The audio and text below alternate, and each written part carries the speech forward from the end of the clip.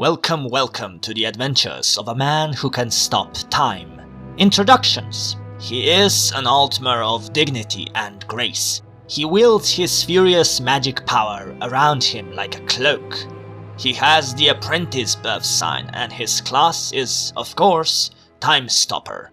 More information on the class can be found in this video. His name? Swine-Molestor sama. I've chosen this face out of all the Altmer faces because it truly does justice to the noble name of Swine-Molestor sama.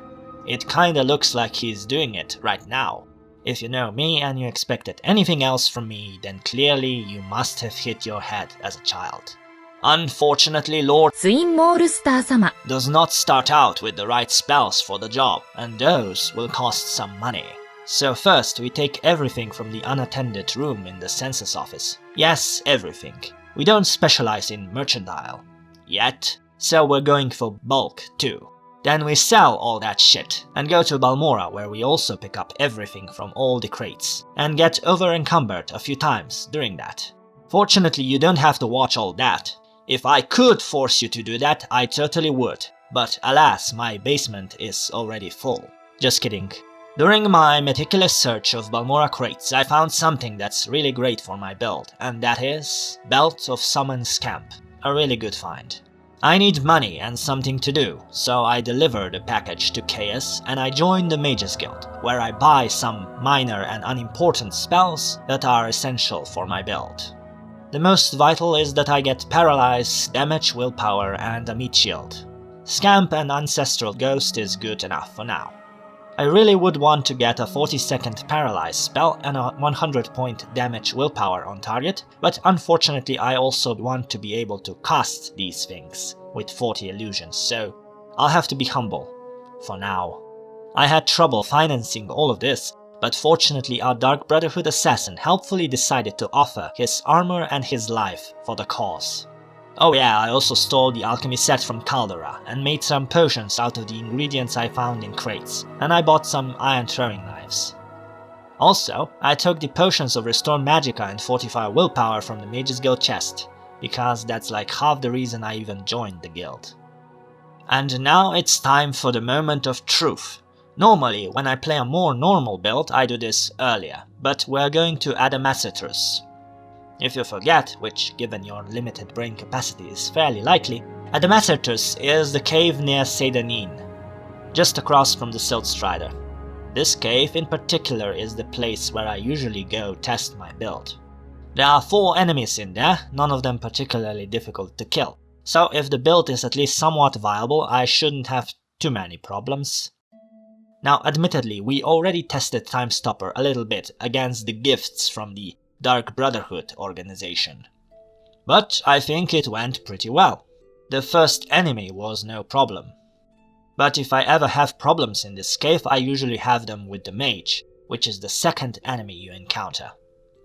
Thankfully, my helpful Daedric meat shields reduced the threat of getting hit by him. Next is someone with throwing weapons like Swine-Molestor sama. And she actually ended up doing more damage than the mage I was actually wary of. Also, I ended up running out of magicka during the fight, which should hopefully illustrate to you why I didn't want the Atronach for this build. And yeah, I am actually aware of Drain Intelligence, the Ancestral Ghost trick, recalling to and from a shrine, etc. And a few more, probably more than you. Haha. But I don't want to use those tricks. I hope you can understand. So, our reward for this was Skooma, Moon Sugar and the Ring of the Thief. So after that I went back to Balmora for a bit. I turned in Ajira's mushrooms that I picked up in Seydanin and then I did that quest where you steal all the soul gems. By the way, the limeware platter is actually free to take if you're a member of the Mages Guild. After that, Swine-Molestor sama. went back to Seydanin in order to get Mentor's Ring for the intelligence and willpower buff. On the way I also found the body of the tax collector, but because Swine-Molestor sama. was slow as hell at that time, I didn't bother to find Tariel. I could embellish what happens in the Ancestral Tomb if I really wanted to, but nothing of note happened. The combat with the ghost went well, and I was even able to disarm the trap with one attempt despite my security being literally 5. Fairly lucky. I should buy telekinesis. I also did the Taxman quest, where I should mention one thing of note. I used damage willpower on the murderer, but Paralyze then didn't work straight away. I was initially confused by this, but then I remembered that in order to make the spell cheaper, I spread the damage willpower effect over 5 seconds. So I probably used Paralyze too quickly after damage willpower. Well, I got slightly more gold after this, but I still couldn't buy Charm, because it was annoyingly expensive, for no reason. But just as I was about to give up on that objective for the moment, another helpful Dark Brotherhood assassin decided to lend a hand, and thanks to his aid, I was able to afford the Charm spell. I made a custom Charm spell and decided to spam it until I finally raised my illusion to 41. After that, I went to do Ajira's flower collection quest. Fortunately, I already found stone flower petals in some crate somewhere, and the other 3 flowers can actually be found in front of the Balmora egg mine, so no need to go find any lakes. So, Swine-Molestor 様 went there with his very slow speed of 30. But there is an ancestral tomb nearby. So after picking the shit out of those flowers, I decided to go and molest some undead. I did it a bit differently now. I summoned a scamp with my trusty belt of summon scamp, paralyzed the undead and just went to looting. Yeah, I basically ignored the undead. It mostly went well, but as I was leaving, a skeleton stopped his relations with my scamp, turned around and hit me with his spear.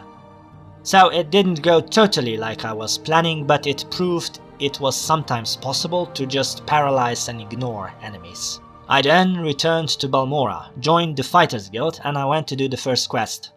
The one with the rats. It didn't go as well as it should have because I threw around a bunch of charm spells before that, and so I ended up without magicka, just as I needed it. I didn't end up dying, but it was close, which I suppose is kinda embarrassing. But not as embarrassing as your face. Anyway, it was at this point that I decided I was going to start the main quest, but I thought I should do some preparations first. So I went to Caldera. If you don't know, the Caldera shops have some fairly nice starter enchanted items, such as a ring of invisibility, a ring of recall, and other nice stuff.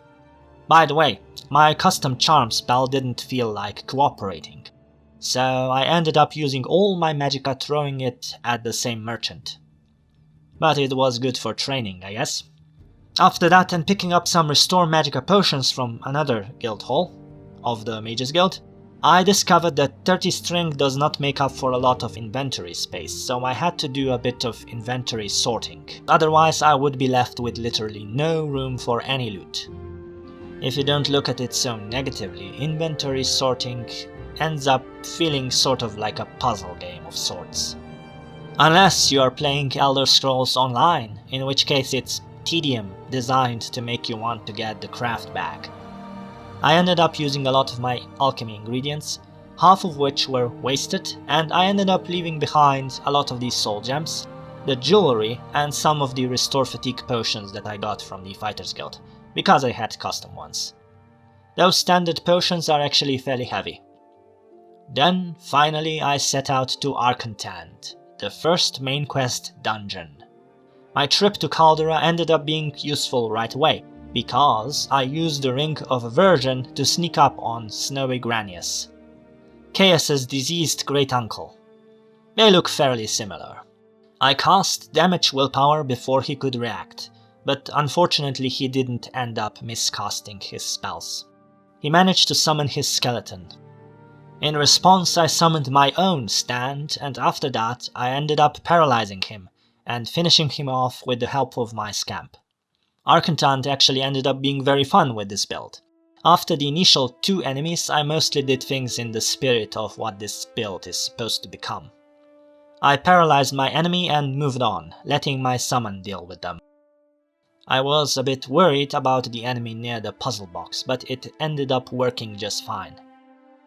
But I didn't fight the guy with the 2-handed weapon above the lava, because I only had 1 potion of levitating and I ended up using it somewhere else. I would have likely needed my Ring of Invisibility for that one. Our content ended up being pretty fun, especially with that basement Breton chasing me around, but it was obvious that most of the enemies were not that much of a threat, which is about to change next video. After that, I teleported back to Balmora Temple, where I ended up selling my Dwemer coins and Dwemer spear, all of which I got in our content, of course. And then, finally, after 3 hours, I finally reached level 2, after I turned in the Dwemer puzzle box. If you're wondering about my stats, +5 to strength because I started with acrobatics at 5. And I ended up jumping constantly whenever there were stairs or an elevation difference. I got +4 to speed, mostly from athletics, but also from unarmored. And +5 to personality because of illusion, speechcraft, and mercantile. Mostly actually mercantile. I ended up haggling on literally every transaction I made, and since I started with 5 in that skill, this translated into several increases. Just in case you're curious about my leveling mindset, I try to get good multipliers, especially on lower levels. I sometimes train up a few miscellaneous skills to achieve that, usually if it's for endurance. But I try not to be too obsessed with efficiency, because if I worry about that sort of thing too much, I end up not enjoying the game. And if I don't enjoy the game, I stop playing the game. So despite having gotten 15 levels in acrobatics rather than the ideal 10, I don't really care. If this video ends up doing well, there will be a Timestopper playlist. Please let me know if you want to hear more about the adventures of Swine-Molestor 様。 Thanks for watching.